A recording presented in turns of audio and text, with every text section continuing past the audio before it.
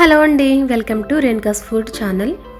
First time చేసే వాళ్ళు కూడా బెల్లం కుడుములు పర్ఫెక్ట్గా చేస్తారు. ఒకసారి ఈ కొలతలను ఫాలో అవ్వండి. ముందుగా బాండీ పెట్టుకుని 3/4 కప్పు వాటర్ని వేసుకోవాలి. అదేవిధంగా 2 స్పూన్ల పచ్చిశనగపప్పును 2 గంటల సేపు నానబెట్టుకుని దాన్ని కూడా వేసుకుని ఒకసారి బాగా కలుపుకోవాలి. నానబెట్టుకున్న పచ్చిశనగపప్పు తొందరగానే ఉడికిపోతుందండి. ఒకసారి పొంగు రాగానే 1/2 కప్పు వరకు పచ్చి కొబ్బరి తురుముని వేసుకొని ఒకసారి బాగా కలుపుకొని పచ్చిశనగపప్పు ఉడికించుకోవాలి. నానబెట్టుకున్న పప్పు కదండి, తొందరగానే ఉడికిపోతుంది. శనగపప్పు ఉడికిందా లేదని చెక్ చేసుకోవచ్చండి. పట్టుకుని చూస్తే తెలిసిపోతుంది కదా. ఈ విధంగా చూసుకున్న తర్వాత ఇంకా ఉడికించిన అవసరం లేదు.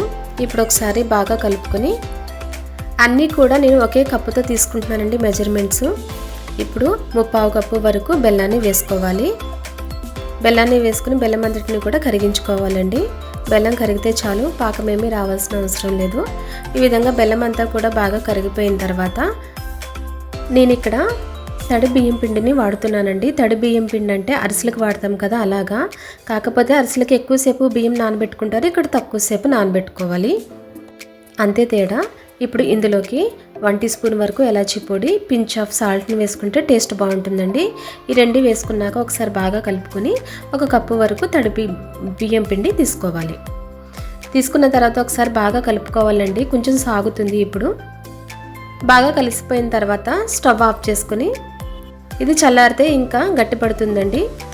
ఒకసారి బాగా కలుపుకొని మూత పెట్టుకుని కొద్దిసేపు పాటు చల్లారనివ్వాలి. తడి బియ్యం పిండి లేకపోతే కనుక పొడి బియ్యం పిండితో కూడా యూస్ చేసుకోవచ్చండి. ఇప్పుడు మూత తీసుకున్నాక పిండి చూడండి కొంచెం గట్టిగా అయింది కదా. ఇప్పుడు కొద్దిగా నెయ్యిని వేసుకుని చేతికి కూడా నెయ్యిని పాముకుని పిండి అంతటిని కూడా కొంచెం సాఫ్ట్గా ఒత్తుకోవాలి. ఈ విధంగా ఒక ఉండలాగా చేసుకోవాలన్నమాట. పిండి అంతటిని కూడా గోరువెచ్చగా ఉన్నప్పుడే ఈ విధంగా చేసుకుంటే పిండి అంతటిని కూడా మెత్తగా ఒత్తుకోవచ్చండి.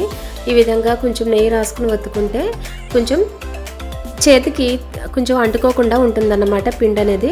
ఈ విధంగా అంతటిని కూడా చేసుకున్నాక చేతిలోకి కొంచెం పిండి ముద్దను తీసుకుని నచ్చిన షేప్లో చేసుకోవచ్చండి.